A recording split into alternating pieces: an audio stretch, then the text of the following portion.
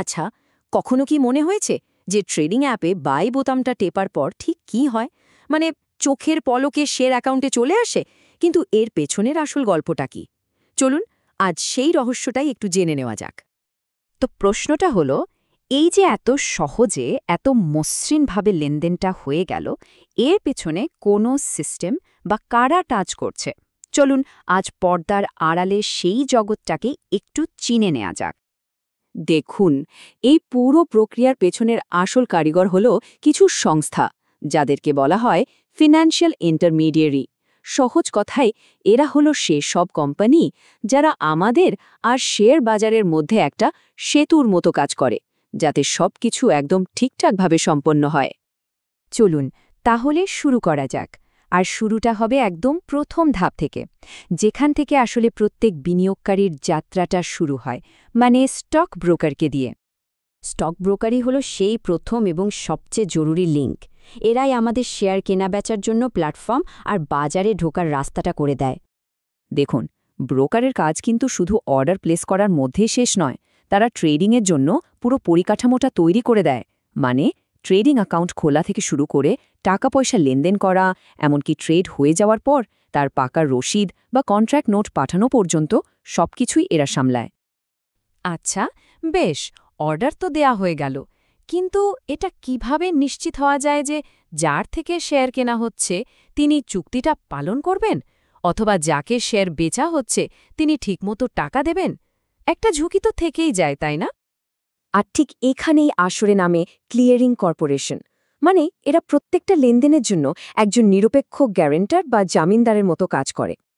এর প্রধান কাজ হল এটা নিশ্চিত করা যে ক্রেতা বিক্রেতার মধ্যে চুক্তিটা যেন কোনো রকম খেলাপির ঝুঁকি ছাড়াই সম্পন্ন হয়।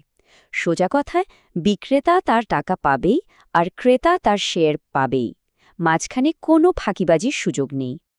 এখন যেহেতু আমরা জানি যে ট্রেডটা একদম গ্যারান্টেড, চলুন এবার দেখা যাক যে এই কেনা শেয়ারগুলো আসলে কোথায় গিয়ে জমা হয়।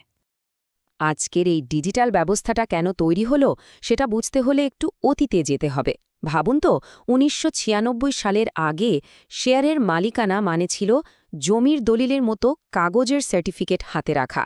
কি যে ঝামেলার আর ঝুঁকিপূর্ণ ছিল ব্যাপারটা! আর এই কাগজের সার্টিফিকেট থেকে নিরাপদ ডিজিটাল ব্যবস্থায় আসার পেছনে একটা বড় কারণ ছিল একটা বাস্তব ঘটনা। ১৯৯২ সালের হর্ষদ মেহতা কেলেঙ্কারি।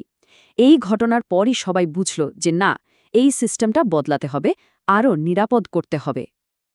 আর এই যে কাগজের শেয়ার সার্টিফিকেটকে ডিজিটাল বা ইলেকট্রনিক ফরম্যাটে বদলে ফেলার পুরো প্রসেসটা, একেই বলা হয় ডিম্যাটেরিয়ালাইজেশন, বা আমরা যাকে সংক্ষেপে বলি ডিম্যাট।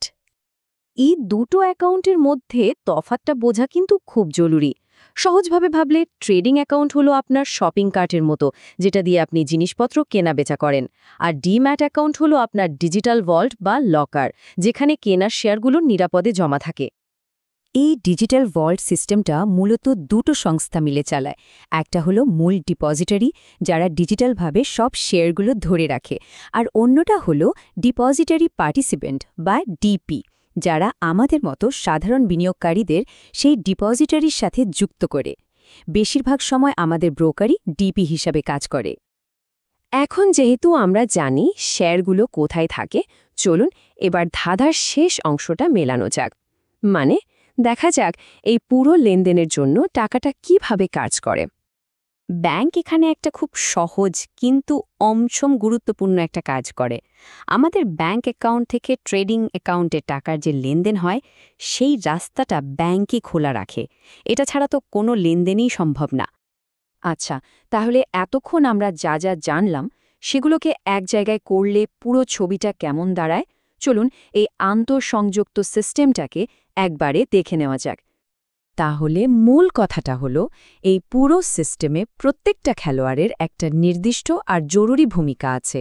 স্টক ব্রোকার আমাদের বাজারে ঢোকার রাস্তা দেখায়, ক্লিয়ারিং কর্পোরেশন নিরাপত্তা দেয়, আর ডিপোজিটরি আমাদের কেনা শেয়ারগুলোকে সুরক্ষিত রাখে।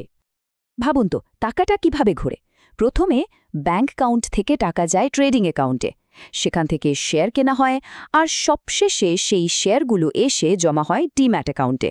একদম সোজা আর যৌক্তিক একটা প্রবাহ।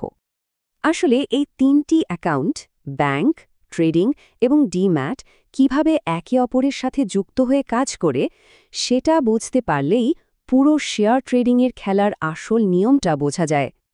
এই প্রক্রিয়াটা তো সাধারণ স্টক কেনাবেচার জন্য একদম নিখুঁতভাবে কাজ করে, কিন্তু একটা মজার প্রশ্ন কিন্তু মাথায় আসছে, তাই না? ফিউচার এবং অপশনের মতো আরও জটিল ট্রেডের ঝুঁকিগুলো এই সিস্টেম কিভাবে সামলায়, সেই গল্পটা না হয় আমরা পরের কোনো এক পর্বে জানব।